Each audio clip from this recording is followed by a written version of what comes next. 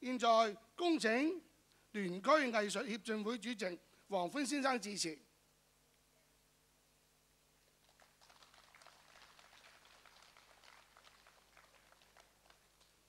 工聯會立法會議員潘佩球醫生，陳海群主任，各位主禮嘉賓，各位觀眾，大家晚上好啊！咁頭先咧，阿思怡哥話叫我講話，咁我發覺咧，頭先阿思怡哥講嗰啲咧，就啱啱係我個心裏邊想講嗰啲，就俾佢講晒。咁我突然間我都唔知想話講啲咩好。咁但係我事實上咧，喺開始之前咧，我都睇咗幾個節目啦。咁就發覺中南歌唱團咧，事實上咧係有好大嘅進步。因為聯區藝術協進會咧搞咗好多年嘅歌唱比賽啦。咁中南歌唱團嘅團友咧，其實喺我哋歷次嘅歌唱比賽裏邊咧，都一直有所接觸咁樣，亦都睇住佢係一屆一屆咁樣嚟到去進步。特別係舊年啦，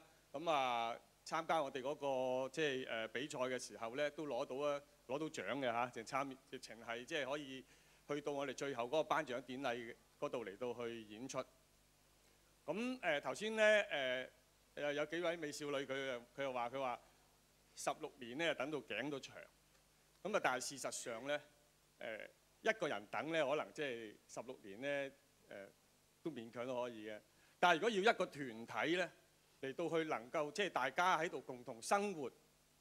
共同去追求嗰個歌唱藝術嗰個理想咧，而聚埋一齊嘅話咧，要經歷10年咧係好困難嘅一件事嚟㗎。即係我哋咧搞咁耐嘅呢個嗰啲藝術團體咧，其實喺一段嘅時間裏邊咧，會有一個高峰期之後咧，跟住大家隨住年紀又好，或者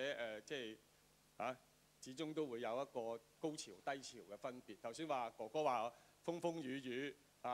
就一塌糊塗一定係唔會啊。咁咧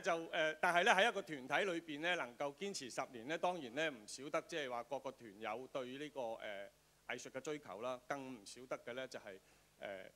我哋對呢個歌唱藝術嗰個一個好資深嘅老師，譚邱武昌老師，佢係一位好資深嘅老師，佢一直咧幾十年咧都為我哋工會啦，為地區嘅歌唱藝術嘅水平嘅提高咧，嚟到係作出咗唔少嘅貢獻嘅。咁喺呢度咧，我再一次咧祝賀呢個中南歌唱團咧10週年啦紀念，同埋咧亦都祝佢哋今晚嘅演出成功。咁咧另外一個希望咧，如果在座各位咧欣賞咗今晚嘅演出咧，對大家對中南呢個歌唱團嘅肯定嘅話咧，就歡迎大家咧嚟到呢個中西區地區服務處嚟到一齊咧參加中南歌唱團，支持佢哋為呢個社會服務。亦都咧為提高我哋自己本身嘅歌唱藝術水平咧嚟到係努力嘅。多謝各位。多謝黃歡主席。現在恭請